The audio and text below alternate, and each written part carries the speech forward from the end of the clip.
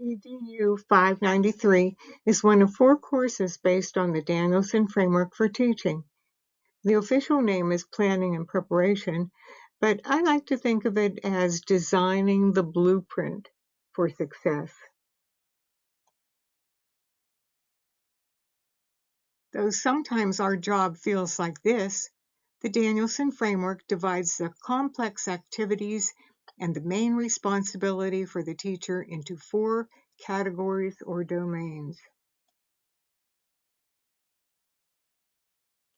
During the next several weeks, we'll be looking at the specific components of the Danielson framework for teaching, and our discussion forum will focus on specific components as well. But this week will serve as an overview of all 4 domains, highlighting our Domain 1, Planning and Preparation. Although Domain 3 is the centerpiece of teaching, without strong planning and preparation, the execution of teaching in Domain 3 will lack the necessary coherence and intentionality to truly impact learning outcomes. Before we go any further, I'd like to tell you about a recent development. I've taught this course and another Danielson course a number of times using the 2013 version. In May of 2022, a new framework was released. The 2013 version is available as a PDF. The 2022 version is interactive and online. As far as content is concerned, both instruments focus on the competency of the teacher, but in the 22 version, it is evidenced by the actions of the students. The teacher releases more responsibility to the students, and they are given more ownership in their own learning. You will be evaluating components of your teaching using the new version, but you will be required to read sections of the 2013.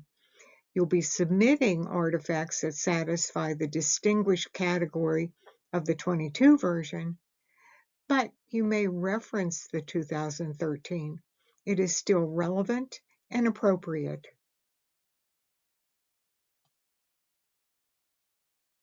The current movement, and a good one, is for teachers to become reflective practitioners, which impacts their own effectiveness, particularly with regard to student learning.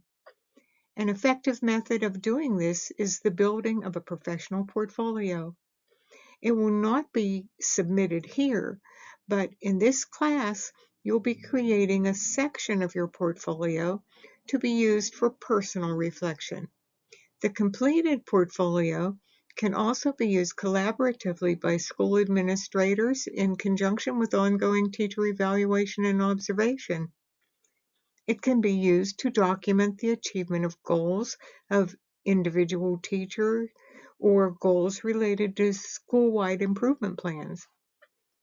As an added benefit, since you and your colleagues will be sharing ideas which you feel fit in the distinguished category, many use these to compile a teacher toolbox of tried and tested strategies.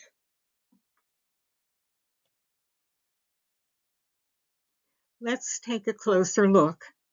The Danielson framework for teaching, grounded in research, divides the complex activities and responsibilities of the teacher into 4 categories or domains.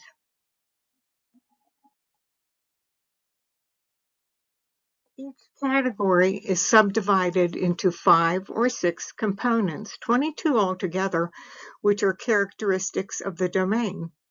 Finally, each of the 22 components are subdivided into elements which further clarify the components. The principles cross through all grade levels, although they may be evidenced differently. Also, they do not promote any specific teaching style, nor do they endorse a particular method or program. We're going to briefly examine domains 2, 3, and 4. Then we're going to look closely at domain 1, which is the focus of our course. Although instruction, domain 3, is the centerpiece of the teacher's role, it cannot be successfully carried out if the other domains, especially this one, are neglected or performed inadequately. The other 3 domains reflect the art of teaching, but domain 2 is the heart of teaching. It includes the non-academic components such as developing rapport and respect, establishing value for the content, classroom procedures, behavior management, and also setting up the physical classroom environment.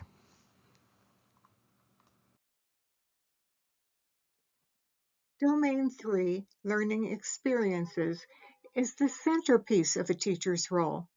In order to instruct the students, the teacher must have a command of spoken and written language and be able to clearly communicate both directions and information.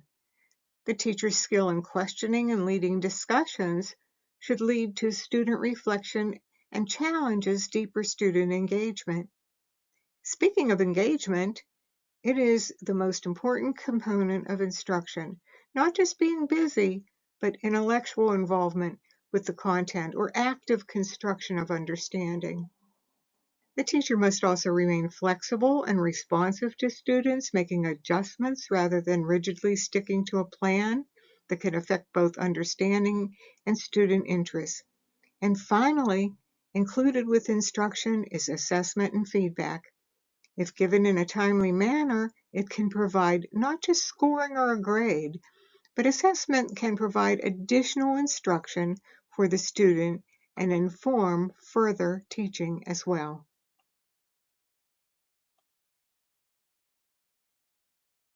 The teacher's job does not begin when the students enter the room, nor does it end when they leave.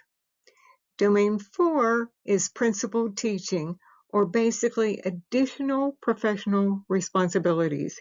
It includes supporting students, documenting their progress, engaging with families and communities.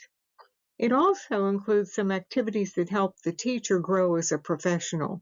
These include self-reflection, ongoing professional development, and participating with colleagues in a professional community.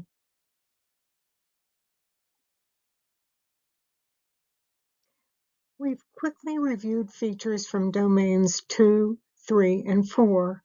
Now let's take a close look at the 6 components of domain 1, planning and preparation, because even the best teachers need a game plan.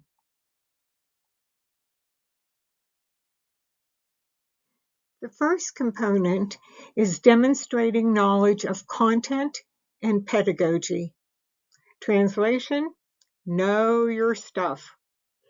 A great teacher understands the subject inside and out and knows the best ways to teach it.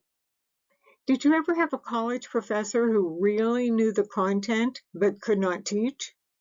Sure, they're brilliant, but if they can't communicate their knowledge in a way that engages, then students are left staring blankly.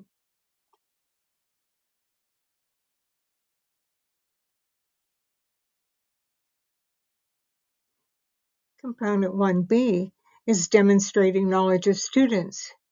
Know who your students are. Know who you're teaching. Know their interests, their backgrounds, their abilities. All of it matters. Recognizing students' needs helps craft lessons that actually make sense to them.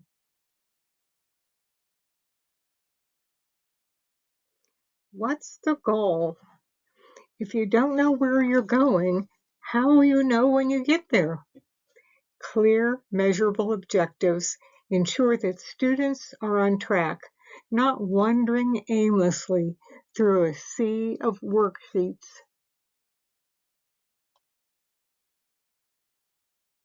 Component 1D is demonstrating knowledge of resources. You are not alone in this. Textbooks, online tools, local experts, colleagues, use them all. Better tools equal better results.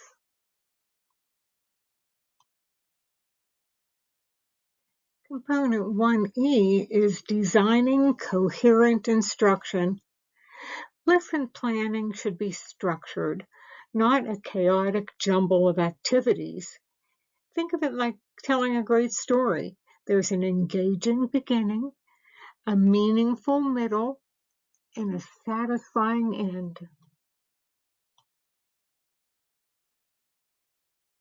How do you know if students actually learned anything?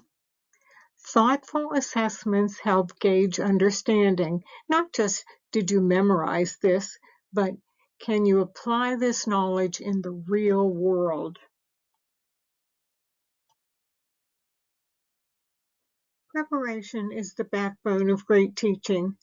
A well-planned lesson can transform a classroom into a space where students feel inspired, challenged, and excited to learn. We have seen a broad overview of what can be included in the activities and responsibilities of teachers from a professional viewpoint. I'd like to conclude with a brief 3-minute clip from ABC News. If it doesn't open automatically, click on the link that follows.